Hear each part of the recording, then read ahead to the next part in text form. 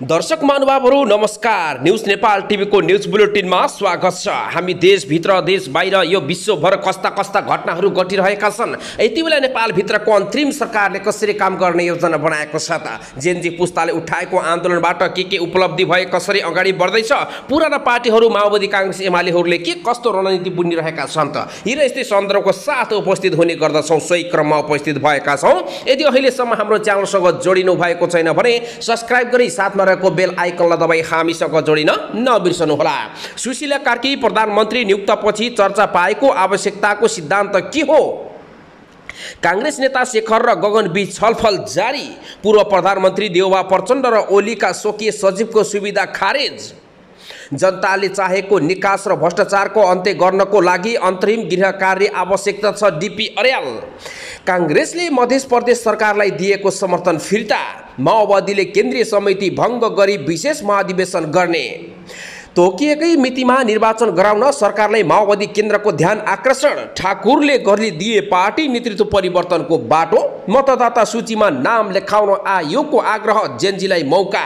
पार्टीको सबै हदमा 25% जेनजी प्रतिनिधित्व सुनिश्चित गर्न माग। एमाले केन्द्रीय कार्यालयमा बैठक बस्दै के कस्ता एजेन्डा छन् त? अन्तरिम सरकारको सिफारिसमा पहिलो अध्यादेश जारी। नेतृत्व परिवर्तनबारे प्रचण्ड महाधिवेशनसम्म सबैलाई हल हुने गरी जानुपर्ने धारणा। तुइन खोलामा पहिरो पन्छ्याउँदै अल्पत्र यात्रुका लागि घुम्ती यातायात सेवा सञ्चालन। 500 का र 1000 का नोट बन्द गर्ने चर्चा सत्यता नभएको अर्थमन्त्रीको भनाई। अध्यादेश जारी भएसँगै मतदाता नामावली सङ्कलनको बाटो खुल्यो। बाबुराम भट्टराईले गरे राजीनामा घोषणा। अनुत्पादित खर्च कटौती हुँदा 1 अर्ब बढीको बचत। प्रचण्डले एक दिनमै बैठक टुङ्ग्याउन खोजेपछि नारायणकाजी श्रेष्ठले उठाए फरक मत। कांग्रेसका 2 केन्द्रीय सदस्य सहित 10 सांसदले गरे विशेष महाधिवेशन गर्न हुने अनुरोध। पार्टी प्रणाली र प्रवृत्तिमा केही न केही सुधार गर्नै पर्छ। तोसीमा कार्की। सरकारले खोल्यो भौतिक पूर्वाधार पुनर्निर्माण कोष। योगदान गर्न सबैलाई आह्वान। 6 केबुल कार सहित 20 आयोजना राष्ट्रिय प्राथमिकता प्राप्त आयोजनामा सूचीकृत। कारागारबाट भाग्दा भाग्दै सेना प्रहरीको चेकिङमा समातिएका थिए अपहरणकारी किङ उदय सेठी। जेनजी आन्दोलन लगत्तै भागेका कैदी आउन सक्ने तर्फ युएईको सचेत। नेप्चे नेतृत्वले बिचौलियाका एजेन्डा काम गरेको भन्दै राजीनामा माग। कर्मचारीहरू आन्दोलित। जेनजी प्रदर्शनपछि देश कता जाँदैछ, के गर्नु पर्दछ त? जेनजी आन्दोलनकै क्रममा धम्की आयो। 7 दिन कलेजको टेबलमा सुते। आखिर को हुन् त यिनी? राष्ट्रका नाममा सम्बोधन गर्ने प्रधानमन्त्री कार्कीको तयारी। काठमाडौँ महानगरका 27 विद्यालयमा र 87+ गरेर 102 विद्यालयमा सबै कक्षा कोठामा तिहार अघि नै स्मार्ट बोर्ड जडान गर्नुपर्ने। बाबुरामले दिए अध्यक्ष पदबाट राजीनामा। अब को हो बन्ला त अध्यक्ष? कारागारबाट भागेका 7700 जनालाई फर्काइयो। नखुबाट भएका सहकारी ठगी पक्राउ परेका छन्। कांग्रेस छोडेर अघि बढ्न आइसकेको सुझावमा गगन थापाले के सोचिरहेका छन् त? तुहिन खोलामा पहिरो खस्दा सडकमा 34 ट्रक भन्दा बढी माटो थुप्रिएको अनुमान। भक्तपुरमा दसी लाग्यो। भेडा च्याङ्ग्राको लड्को। कर्णालीमा सुरक्षा समन्वय समितिको बैठक। चाडपर्वमा सुरक्षा कडा गर्नुपर्ने निर्णय। आगो जानी र तोडफोडको घटनाको अनुसन्धान सघाउन प्रहरीले सबैलाई गर्यो अनुरोध। भारतको अदालतले भन्यो सामाजिक सञ्जाल नियमित गर्ने अधिकार सरकारको हुन्छ, एक्सको हुँदैन। लखदामा पनि नेपालकै शैलीमा आन्दोलन। एकै दिन 4 जनाको मृत्यु, 72 जना घाइते। भाजपा कार्यालय जलाइयो। करेन्ट लागेर श्रीमान श्रीमती 2 जनाको मृत्यु। बालुवाटार गएर बालेनले प्रधानमन्त्री कार्कीलाई जेनजी आन्दोलनमा सोधे र जेनजी आन्दोलनलाई गोली हान्नेहरूलाई किन पक्राउ गर्न सकिएन? विमानस्थलबाट सुनसहित 1 जना भारतीय नागरिक पक्राउ। शरणार्थी प्रकरणमा बेचन झा, टेकनारायण पाण्डे र प्रदीप थापा आफै कारागारमा हाजिर भए। आन्दोलन पछिको आर्थिक पुनरुत्थल पुथल चेम्बर र आइसिएफ बीच छलफल जारी। बालुवाटार गएर बालेनले प्रधानमन्त्री कार्कीलाई जेनजी आन्दोलनमा सोधे। जेनजी माथि गोली चलाउनेहरू किन पक्राउ परेनन्? काठमाडौँ महानगरपालिकाका प्रमुख बालेन्द्र शाह बालेनले प्रधानमन्त्री सुशीला कार्कीलाई जेन्जी आन्दोलनमा दमन गर्नेहरूमाथि कारबाही नगरेको भन्दै असन्तुष्टि प्रकट गरेका छन्। बालेनले प्रधानमन्त्री कार्कीसँगको भेट लगतै समयमा उनले बुधबार बिहान बालुवाटार पुगेका थिए। भेटका क्रममा प्रधानमन्त्री कार्कीले बालेनलाई बाहिरको माहौल के छ भनेर जिज्ञासा राखेकी थिइन्। त्यसपछि बालेनले विकसित घटनाक्रमबारे आफ्नो धारणा राखेका थिए। त्यही बीचमा उनले जेन्जीका मागहरूको सम्बोधनका विषयमा प्रश्न राखेका थिए। बालेनको विशेष जोड भने भदौ 23 गते भएको जेन्जी प्रदर्शनमा गोली लगाउने अर्थात् गोली चलाउने र त्यसका लागि आदेश दिनेहरूमाथि कारबाही नभएको भन्दै असन्तुष्ट व्यक्त गरे। सरकार गठन भएको यतिका दिन भइसक्यो, गोली चलाउनेहरू आदेश दिनेहरू कहाँ छन्? कहिलेसम्म उनीहरूलाई किन पक्राउ नगरिएको अहिलेसम्म बालेनको प्रश्न थियो। बालेन निकट स्रोतका अनुसार पीडित परिवारहरूले पनि यो प्रश्न उठाइरहेका छन्, तर तत्काल कारबाही नभई असन्तोष पोख्दै आएका छन् भने अब के हुन्छ भन्ने कुरा थाहा छैन। जवाफमा प्रधानमन्त्री कार्कीले यस विषयमा आफू गम्भीर रहेको प्रतिक्रिया दिएकी छन्। उहाँ प्रधानमन्त्री कार्कीले भन्दै हुनुहुन्छ गर्दैछौँ भन्नुभएको छ। स्रोतको भनाइ अनुसार अत्याचार गर्ने शक्तिको दुरुपयोग गर्ने कसैले पनि उन्मुक्ति पाउँदैनन्, उन्मुक्ति दिनु पनि हुँदैन। उनीहरू बीच करिब आधा घण्टा जति कुराकानी भएको स्रोतको भनाइ छ। बालेनले जेन्जी आन्दोलनको समर्थक र सहजीकरण गरेका थिए। भदौ 24 गतेको विध्वंसपछि बालेनले नै प्रधान सेनापति अशोकराज सिन्देलसँग भेटेका थिए भने त्यसपछि उनले अब जेनजीको सेनासँग वार्ता गर्नुपर्ने, अन्तरिम सरकार बनाउनु पर्ने र त्यसअघि संसद विघटन गर्नुपर्ने धारणा सार्वजनिक गरेका थिए। नभन्दै वार्ता सहजीकरण सेनाले नै गरेको थियो। बालेनको समेत समर्थन पूर्व प्रधान न्यायाधीश कार्की अन्तरिम सरकारको मन्त्री पनि नियुक्त भएकी थिइन्। जेन्जी आन्दोलनमा भएको दमन विध्वंसका बारेमा छानबिन गर्न सरकारले गत शुक्रबार पूर्व न्यायाधीश गौरी बहादुर कार्कीको नेतृत्वमा न्यायिक जाँचबुझ आयोग गठन गरेको छ। तर उक्त आयोगले अहिलेसम्म पनि कार्यभार सम्हाल्न सकिरहेको छैन। गृह मन्त्रालयको कर्मचारीले अहिलेसम्म पनि कार्कीको शपथ र कार्यालय व्यवस्थापन विषयमा कुनै पहल गरेको छैन। जेन्जी आन्दोलनमा प्रहरीले गोली चलाउँदा पहिलो दिनमै 19 जनाको ज्यान गएको थियो। टेकनारायण पाण्डे र बेचन झा कारागार फर्किए। जेन्जी प्रदर्शनको क्रममा सुन्धारा कारागारबाट फरार भएका नेपाल सरकारका पूर्व सचिव टेकनारायण पाण्डे कारागार फर्किएका छन्। नक्कली भुटानी शरणार्थी प्रकरणमा जोडिएका पूर्व सचिव पाण्डे मंगलबार साँझ कारागार फर्किएको स्रोतले बताएको छ। मंगलबार साँझ नै नेकपा एमालेका उपाध्यक्ष रामबहादुर थापा बादलका छोरा प्रतीक पनि कारागार फर्किएका छन्। उनीहरू आफै कारागार फर्किएको कारागार प्रशासनले बताएको छ। त्यसैगरी आज बुधबार र हिजो बुधबार र आज बिहिबार पनि भुटानी शरणार्थी काण्ड जोडिएका बेचन झा पनि कारागार फर्किएको बताएको छ स्रोतले। उनको बारेमा के कस्तो हुन्छ त्यो अगाडि थाहा हुनेछ। यसअघि मंगलबार काठमाडौँ उपत्यकामा अपराध अनुसन्धान कार्यालयले टोलीले भुटानी शरणार्थी काण्डका केशव दुलाल र सानु भण्डारीलाई पक्राउ गरेर कारागारमा ल्याएको थियो। एमालेका निलम्बित सचिव टोपबहादुर रायमाझी पनि केही दिन अघि नै कारागार फर्किसकेका छन्। जेन्जी आन्दोलनको क्रममा 24 भदौमा कारागार तोडफोड गर्दै उनीहरू सहित सुन्धारा कारागारबाट 3300 कैदीबन्दी फरार भएका थिए। प्रधानमन्त्री कार्कीले बिहिबार राष्ट्रको नाममा सम्बोधन गर्ने बताइएको छ। प्रधानमन्त्री सुशीला कार्की राष्ट्रको नाममा सम्बोधन गर्ने भएकी छन्। उनी बिहिबार साँझ राष्ट्रको नाममा सम्बोधन गर्ने कार्यतालिका तय भएको उनी निकट स्रोतले बताएको छ। बुधबारको समन्वय सूचना सञ्चार तथा प्रविधि मन्त्रालयले जानकारी दिएको थियो। जेन्जीले गत 23 र 24 भदौमा गरेको प्रदर्शनको बलमा कार्की 27 भदौमा प्रधानमन्त्री नियुक्त भएकी थिइन्। उनी नेतृत्वको सरकारले प्रतिनिधि सभा विघटन गरेर आगामी 21 फागुनमा निर्वाचन गर्ने घोषणा गरेको छ। जेन्जी प्रदर्शनपछि देश कता जाँदैछ, के गर्नु पर्दछ त? दर्शक महानुभावहरू आउनुहोस् यसबारेमा पनि केही जानकारी दिन आइरहेका छौँ। अहिले नेपाल र नेपालीको भविष्य जोखिमको यात्रामा छ। सूक्ष्म राजनीतिक र जनस्तरमा गम्भीर समस्या प्राप्त भएको छ। अर्कोतर्फ 2 हप्ताभन्दा बढी समय भएको छैन, तर देशले अर्को युगमा पुग्ने जस्तो देखिएको छ। यो दुनियाँ कुन चरित्रमा चलिरहेको छ त? क्रोध प्रतिष्ठको भावना गहिरो व्यापक भएको छ। साहस र बुद्धिताको अभाव देखिन्छ। यही समयमा नयाँ मन्त्रीमण्डल गठनले शपथ ग्रहण गरेका छन्। कहिलेकाहीँ विगतको खरानीबाट नयाँ भविष्य सुरुवात हुन्छ, तर पछिल्लो हप्ता भरतपुर मात्रामा प्रदर्शित भएको जस्तो शून्य सहितको गलत छुट्याउन अस्वीकार गर्दछन्। यो शून्यताले अझै कहाँ पुर्याउने थाहा छैन। हिजोका धेरै राजनीतिक दलहरू र उनीहरूले वैधानिकता दिएका राजनीतिक अभ्यासहरूले सार्वजनिक सेवालाई प्राथमिकता दिएनन्। उनीहरू उनीहरूले केवल निजी र साँघुरो दायराका स्वार्थहरूलाई बढी प्राथमिकता दिए। उनीहरूको प्राथमिकता आफू, आफ्ना नातेदार, आसेपासे दलाल, घुस दिने व्यापारी र अन्यलाई मात्र साथ दिएका थिए। राजनीतिक दलहरूले त्यसैको लाभांश लिएर मोटाएका र फस्टाएका पछिल्ला पुराना राजनीतिक दलहरूलाई नयाँले चुनौती दिएका छन्। त्यस्तो लुटको व्यवस्था गरिरहेका राज्यकै वैधता असर पुगेको देख्न सकिन्छ। अझ महत्त्वपूर्ण सामाजिक, आर्थिक, सङ्गठन र शैक्षिक समाजसेवा पेसाबाट बनोबट भएको राजनीतिक दलको फराकिलो र कठोर निर्णय हाबी भयो। यो निर्णय यतिसम्म भयो कि दमन र शोषणकारीको भयो। त्यसैको हुनसक्छ जेन्दी आन्दोलनले प्रकाश पारिदिएको छ। समुदायमा हेर्ने हो भने कुनै पनि ठाउँमा केही भएको छैन, वाथल बिथल देखिएको छ। विद्यालय, अस्पताल, सामुदायिक भवन, उपभोक्ता समूह, आमा समूह, कर्मचारी लगायत जहाँसुकै राजनीतिक दलसँग आबद्ध सङ्गठनले अवैध रूपमा राजनीतिक रूप नै निकै शक्तिशाली तबलले बनेको देख्न सकिन्थ्यो। त्यति मात्र होइन, उनीहरूले विद्यार्थी, शिक्षक, प्रज्ञा, चिकित्सक, कानुन व्यवसायी, इन्जिनियर, किसान र तोहोमा रहेका भूमिहीन लगायतको पेसागत र व्यावसायिक समूहलाई पनि आफ्नो मुठ्ठीमा पार्दै आएका थिए। वास्तवमा अदालत पनि राजनीतिक दलका कार्यकर्ताहरू एउटा भर्ना गर्ने केन्द्र जस्तो बनेको देख्न सकिन्छ।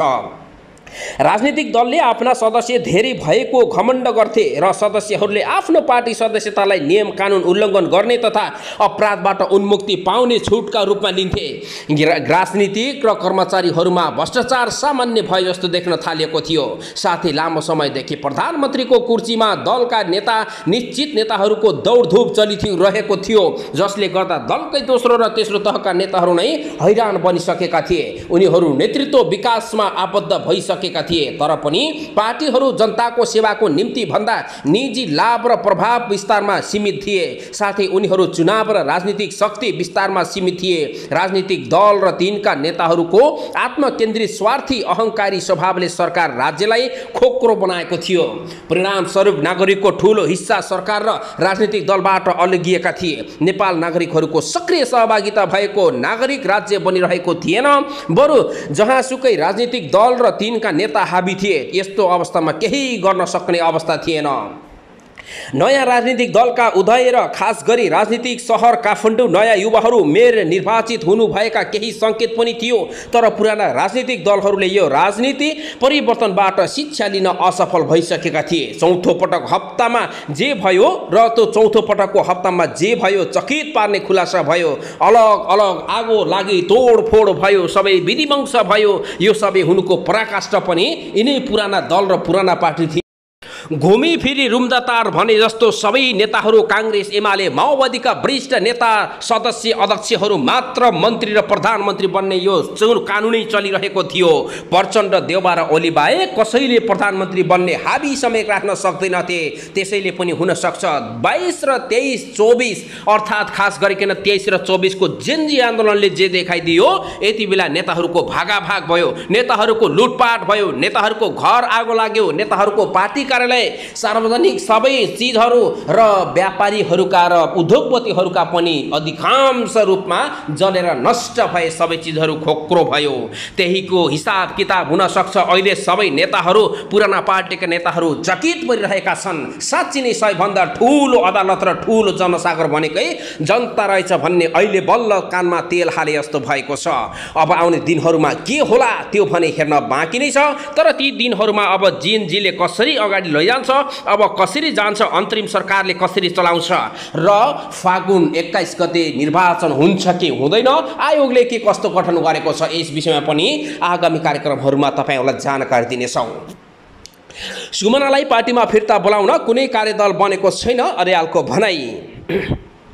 राष्ट्रिय स्वतन्त्र पार्टी राजसभाका कार्यवाह अध्यक्ष डोलप्रसाद अर्याल नेतृत्व सुमना श्रेष्ठलाई पार्टीमा फिर्ता बोलाउनका लागि कार्यदल नभएको प्रश्न पारेका छन्। बुधबार अपराह्न पार्टी केन्द्रीय कार्यालय घण्टाघरमा सञ्चारकर्मीहरूले राखेका जिज्ञासाको जवाब दिने क्रममा उनले स्पष्ट दिएका हुन्।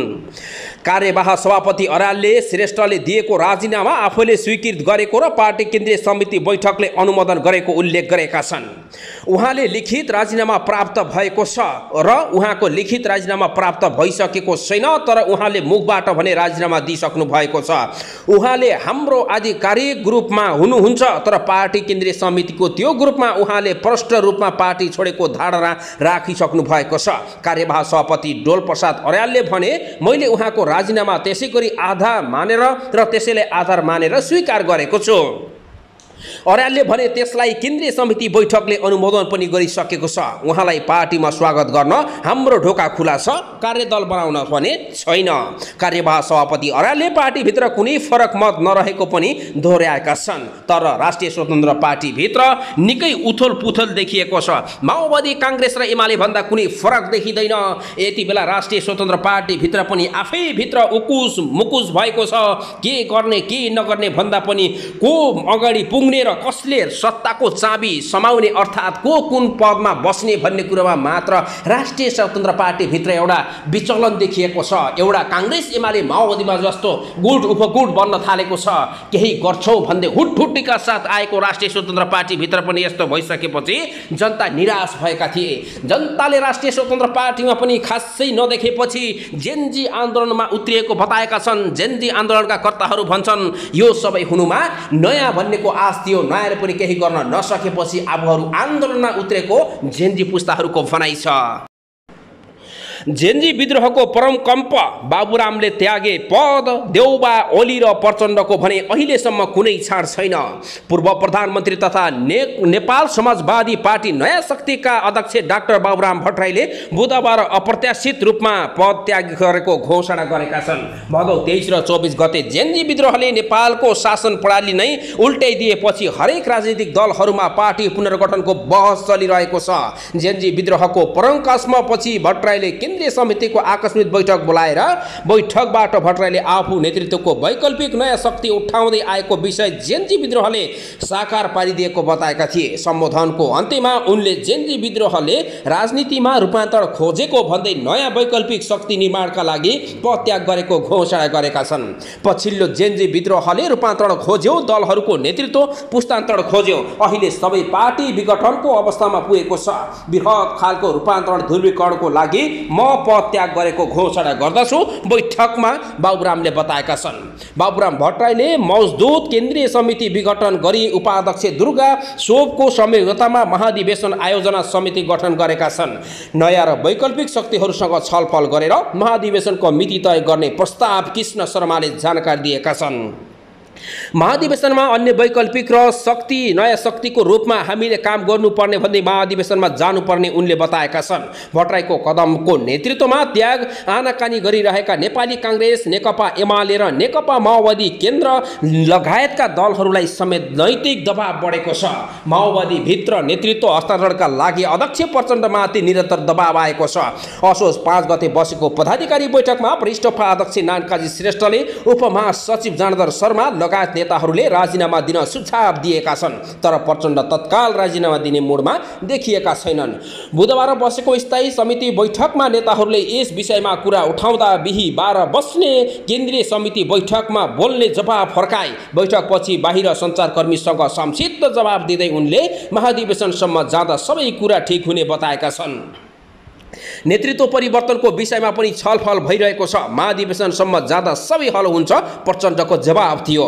यता विघटन संसदका दुई ठूला दल काङ्ग्रेस र एमाले भित्र पनि नेतृत्व हस्तान्तरण गर्ने दबाव पद बढिरहेको छ भने यस विषयमा मौन देखिएका छन्। जेनजी आन्दोलनकारीले आक्रमणबाट घाइते भएका काङ्ग्रेस सभापति शेरबहादुर देउवाले अस्पतालबाट डिस्चार्ज नभएसम्म नेतृत्व हस्तान्तरणको बहस नगर्न आग्रह गरेका छन्। नेपाली सेनाकै सुरक्षा घेरामा उपचार गरिरहेका देउवा पार्टी विधान अनुसार नै 15औं महाधिवेशनमा भाग लिन पाउने छैनन्, तर महामन्त्रीद्वय गगन थापा, विश्वप्रकाश शर्मा लगायतका युवा नेताहरूले सभापतिलाई तत्काल राजीनामा दिन दबाब दिइरहेका छन्। यद्यपि थापा र शर्माको दबाबलाई पुराना नेताहरूले मोर्चाबन्दी गरेर चुनौती खडा गरेका छन्। यता जेनजी विद्रोहका कारण 2/3 नेतृत्वको शक्तिशाली सरकार छोडेर सेनाको हेलिकप्टरबाट शिवपुरी भएका एमाले अध्यक्ष केपी शर्मा ओली नेतृत्व नछाड्ने सङ्केतमा देखिएका छन्। सेनाको सुरक्षा घेराबाट 14 दिनपछि भक्तपुर स्थित गुन्डुबाट सार्वजनिक भएका ओलीले अहिलेसम्म पार्टी बैठक बोलाएका छैनन्। पार्टीमा वरिष्ठदेखि कष्टिक नेताहरूसँग 1-to-1 छलफल गरेको ओलीले तत्काल पद नछान्ने पदमै बसिरहने स्रोतको दाबी छ।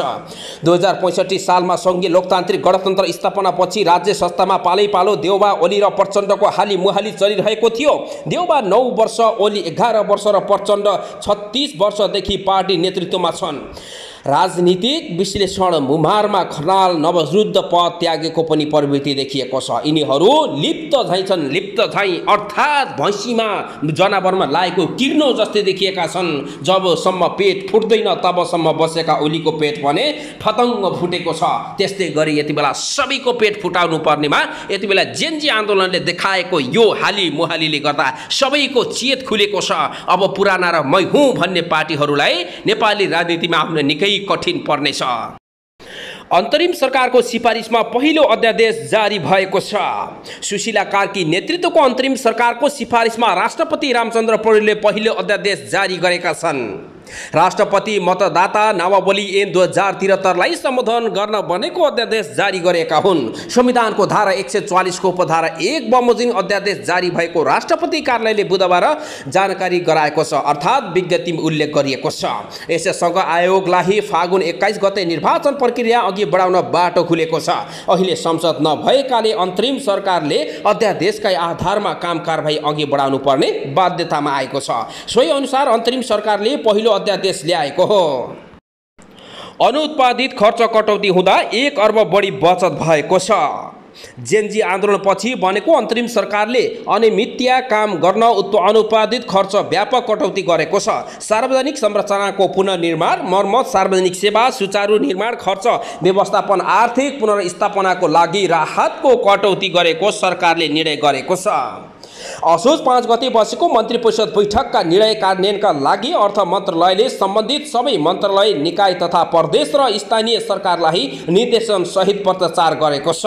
अर्थविद डाक्टर डिलिराज खनाल नेतृत्वको सार्वजनिक खर्च पुनरावलोकन आयोगले 2075 फागुन 3 मा सरकारी खर्च कटौती गरी 3 अर्ब रुपियाँ जोगाउन सरकारलाई सुझाव प्रतिवेदन दिएको थियो। खनाल नेतृत्वको आयोगले सुझाव दिँदा डाक्टर युवराज खतिवडा अर्थमन्त्री थिए, तर आयोगले दिएका सुझाव खासै कार्यान्वयनमा आउन सकेनन्। डाक्टर खनाल संयोजकताको आयोगले सङ्घीय मन्त्रालयमा 22 वटा र 16 मा झार्न सुझाव दिएको थियो। त्यस्तै केन्द्रमा विभागलाई पनि 57 बाट 35 मा बनाउन सुझाव दिएको थियो।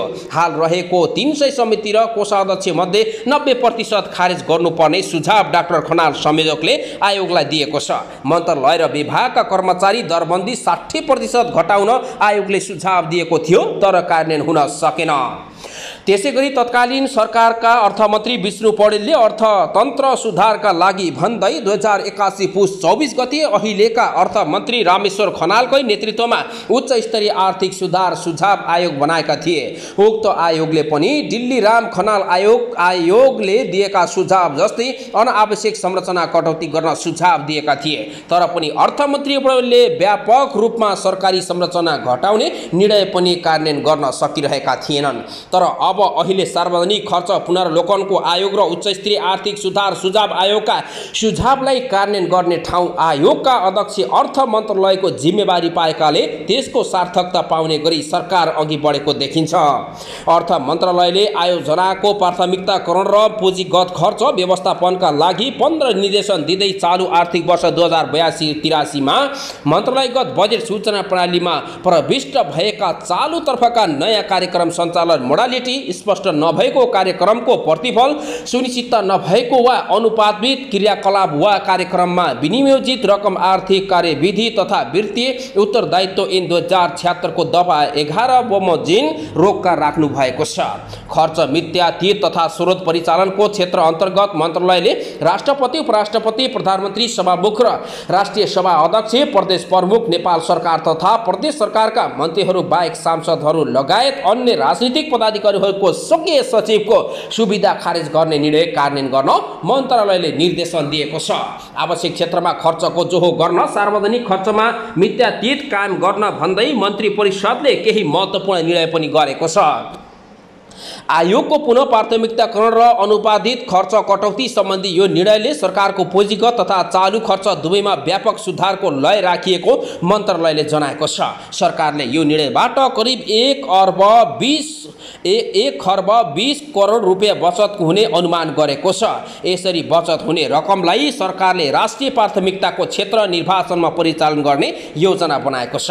सरकारको यो निर्णयले सरकारी सेवा प्रवाहलाई अझ सुस्त बनाउन साथै विषय अनुसार कायम गर्न तयार सरकारी स्रोतको दुरुपयोग रोक्न महत्त्वपूर्ण हुने अर्थविदहरूले दावी गरेका छन्। सार्वजनिक खर्च पुनरावलोकन आयोगका संयोजक एवं अर्थविद डाक्टर दिल्लीराज खनालको विषय परिस्थितिमा बनेको सरकारको सकारात्मक निर्णय गरेको प्रतिक्रिया दिएका छन्। डाक्टर खनालले चालु खर्च पनि कटौती गर्ने र पुँजीगत भित्र पनि काम नलाग्ने कार्यक्रम खारेज गर्नुपर्ने विकल्प नरहेको बताएका छन्। उनले साहसिक रूपमा प्राथमिकीकरण गरेर परिमाणित दिने र सुस्त दुरुस्त रूपमा प्रमाणमुखी बनाउन अझ निर्माणकर्ता भएको आवश्यक रहेको बताएका छन्। डाक्टर खनालले सरकारले अनावश्यक संरचना हटाउने सचिवालयका लागि स्वकीय सचिव पनि हटाउने बताएका छन्।